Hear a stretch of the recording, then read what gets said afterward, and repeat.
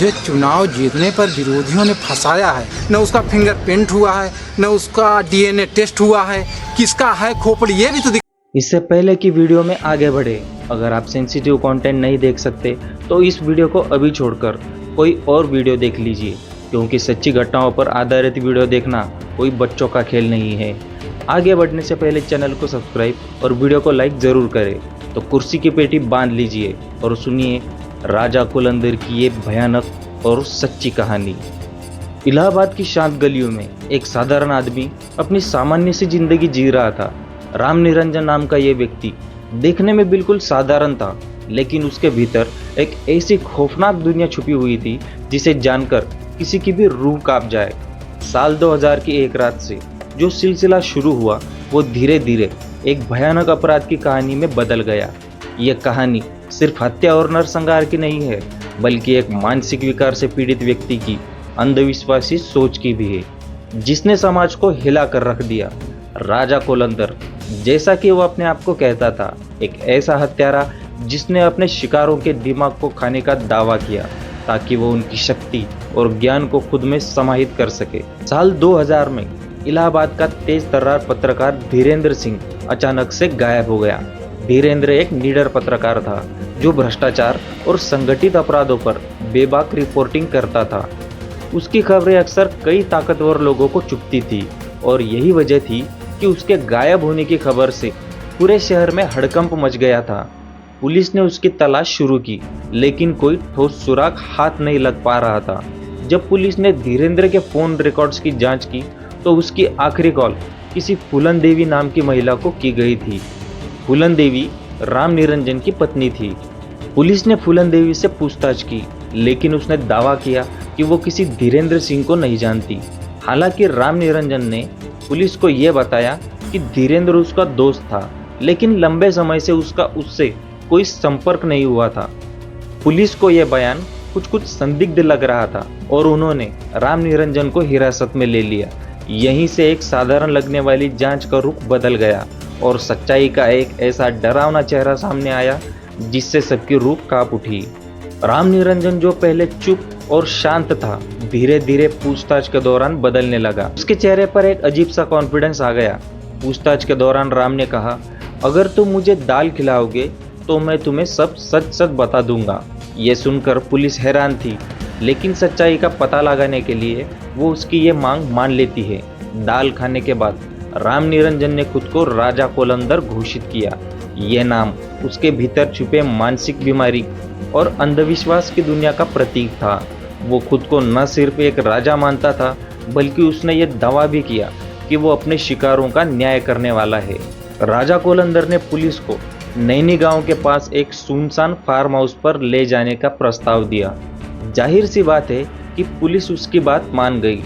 Farm house पहुंचने के बाद राजा कुलंदर की चाल में एक नया रौब आ गया। उसने एक खास जगह की ओर इशारा करते हुए कहा, यहाँ राजा कुलंदर की अदालत लगती है। पुलिस ने खुदाई शुरू की और कुछ ही देर में मिट्टी के नीचे से एक कंकाल निकल कर आया। ये पहला संकेत था कि राम निरंजन सच बोल रहा था। धीरे धीरे और खुदाई करने पर कई और मानव खोपड़ियाँ और हड्डियाँ मिली। ये नज़ारा इतना भयावह था कि पुलिस भी ये सब देखकर हैरान रह गई। कुछ खोपड़ियों पर नाम लिखे हुए थे, जैसे कि वो किसी अदालत यानी कि कोर्ट का रिकॉर्ड हो। इन नामों में से एक नाम धीरेंद्र सिंह का भी था, जो पत्रकार के रूप में गायब हुआ था। पुलिस के सामने अब एक असाधारण मामला था। राम निरंजन, जो पहले एक साधारण से आदमी के रूप में सामने आया था, अब राजा कुलंदर के रूप में बदल चुका था। एक ऐसा अपराधी जिसने कई लोगों की हत्याएं की थी और उनके शरीर के अंगों को अपने अंधविश्वास के चलते काट कर खाया था। राजा कुलंदर ने पुलिस को बताया कि उसने पहला अपराध अपने साथ काम करने वाले काली प्रसाद श्रीवास्तव की हत्या से शुरू किया था। काली प्रसाद ने राजा से पैसे उधार लिए थे और उन्हें वापस नहीं किया था। राजा कुलंदर को लगता था कि काली प्रसाद उसे नीचा दिखा रहा था और उसकी बेइज्जती कर रहा था। इसके बाद राजा ने काली प्रसाद को जंगल में बुलाया और बेरहमी से उसकी हत्या कर दी। लेकिन यह हत्या सिर्फ एक साधारण बदले की भावना से प्रेरित नहीं थी। राजा कुलंदर का मानना था कि अगर वो काली प्रसाद के दिमाग को खा लेता है तो वो उसका सारा ज्ञान हासिल कर सकता है। और उसने ऐसा ही किया। उसने काली प्रसाद का भेजा निकाला और उसे उबालकर उसका सूप बनाकर उसे पी लिया। इसी तरह उसने कई और हत्याएं की। हर बार वो अपने शिकारों का दिमाग निकालता और उसे खाने का दावा करता। उसकी डायरी में करीब 14 से अधिक नाम दर्ज थे और इन सभी नामों के आगे एक क्रॉस का निशान बना हुआ था। ये निशान उन लोगों के नाम के आगे लगता था जिनको राजा कोलंदर ने कथित रूप से न्याय दिया था। धीरेन्द्र सिंह की हत्या भी इसी कड़ी का हिस्सा थी। धीरेन्द्र सिंह को राजा कोलंदर के काले धंधों की भनक लग गई थी और वो इसे उजागर करने की तैयारी कर रहा था। राजा कोलंदर को ये एहसास हो गया था कि धीरेन्द्र उसकी सच्चाई को मीडिया में लाने वाला है। उसने धीरेन्द्र को फार्म हाउस पर बुलाया और वहां उसकी हत्या कर दी। राजा कोलंदर की मानसिक स्थिति बेहद विचलित करने वाली थी। वो खुद को साधारण इंसानों से ऊपर मानता था। उसे लगता था कि वो शिकारों का न्याय कर रहा है और उनके शरीर के अंगों, विशेष रूप से दिमाग को खाने से उनके ज्ञान और शक्ति को हासिल कर सकता है। उसकी इस सोच में गहरा अंधविश्वास और मानसिक विकृति थी। उसके अंधविश्वास का एक और एग्जाम्पल उसके अपने बच्चों के नाम रखने की कहानी में भी मिलता है।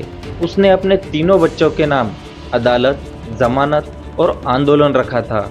ये दर्शाता है कि वो खुद को कानून और न्याय से ऊपर समझता था। उसे विश्वास था कि वो न केवल इंसानों का बल्कि उनकी जिंदगी और मौत का भी न्याय कर सकता है। पुलिस की गहन पूछताछ और सबूतों के आधार पर 2001 में राजा कोलंदर को गिरफ्तार कर लिया गया। उसके ऊपर करीब 14 से अधिक लोगों की हत्या का आरोप लगा, जिनमें पत्रकार धीरेन्द्र सिंह की हत्या भी शामिल थी। पुलिस को फार्म हाउस से मिली खोपड़ियों और कंकालों ने इस खौफनाक अपराधी की असलियत उजागर कर दी। गिरफ्तारी के बाद भी राजा कोलंदर का यह दावा था कि वो निर्दोष है। उसने खुद को झूठे इल्जामों में फंसा हुआ बताया और कहा कि वो बेगुनाह है। हालांकि सबूत और गवाह उसके खिलाफ थे और अदालत में पेश किए गए सबूतों ने ये साबित कर दिया कि वो एक सीरियल किलर और एक नरभक्षी इंसान था। राजा कोलंदर की गिरफ्तारी के बाद भी ये मामला कई सालों तक चर्चा का विषय बना रहा। उसकी मानसिक स्थिति, उसकी अंधविश्वासी सोच और उसकी बर्बर हत्याओं ने समाज को झकझोर दिया। लोगों के मन में ये सवाल उठता रहा कि क्या कोई इंसान इतना निर्दयी हो सकता है?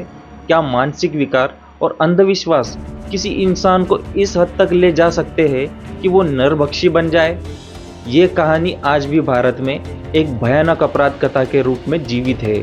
राजा कोलंदर की अदालत, उसकी डायरी में दर्ज नाम और उसकी मानसिक विकृति की दास्तान एक चेतावनी की तरह है कि किस तरह से अंधविश्वास और मानसिक विकार किसी व्यक्ति को अपराध के घिनौने रास्ते पर ले जा सकते हैं।